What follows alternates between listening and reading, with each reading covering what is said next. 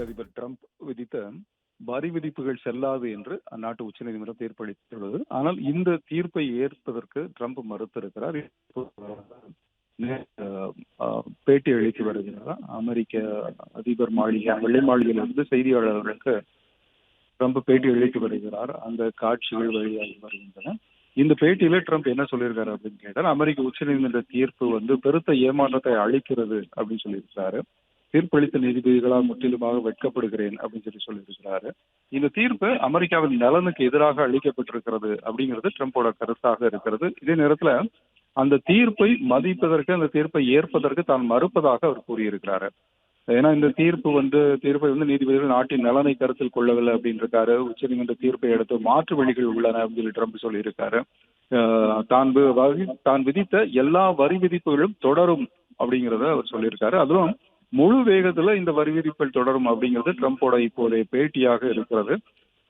இது தவிர அமெரிக்க நலனுக்கு எதிராக இந்த தீர்ப்பு அளிக்கப்பட்டிருக்கிறது அப்படிங்கிற ஒரு விமர்சனத்தையும் ட்ரம்ப் வைத்திருக்கிறாரு. மேலும் எல்லா வரி விதிப்புகளுக்கும் மேலாக கூடுதலாக 10% வரி விதிக்கப்படும் அப்படிங்கிறது ஒரு அறிவிப்பையும் ட்ரம்ப் இப்ப வெளியிட்டிருக்கிறாரு.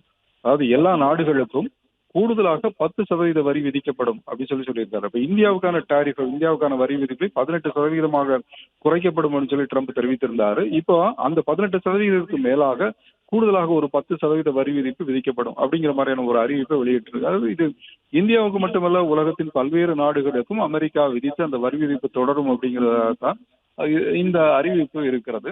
உச்சநீதிமன்றம் ஒரு அறிவிப்பை வெளியிட்டாலும் கூட அதற்காக மாற்று வழிகள் ஒரு அதிபருக்கு உள்ளது அப்படிங்கிறது ட்ரம்போட கருத்தாக இருக்கிறது. உச்சநீதிமன்றத்தின் தீர்ப்பை கட்டுப்படுத்தாத விதத்துல, உச்சநீதிமன்ற தீர்ப்பை ஏற்காத விதத்துல மாற்று வழிமுறைகளை ஒரு அதிபர் கையாள முடியும் அப்படிங்கிறது ட்ரம்போட இப்போதைய அறிவிப்பாக இருக்கிறது.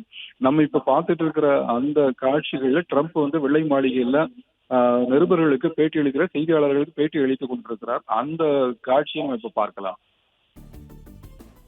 Period of a year under the various tariff authorities. So we can use other of the statutes, other of the tariff authorities, which have also been confirmed and are fully allowed.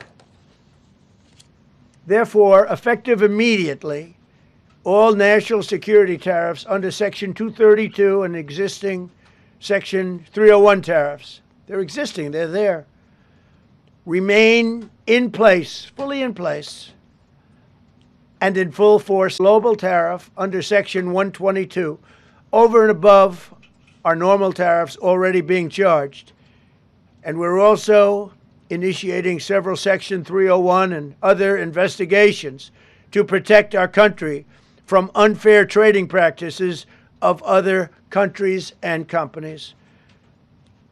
Thank you for your attention to this matter, and I say quite simply, which I've said for a long time, make America great again. And interestingly, we've already made it great, so I don't have to use that, but I don't think we'll ever give up on MAGA. MAGA is always going to be with us.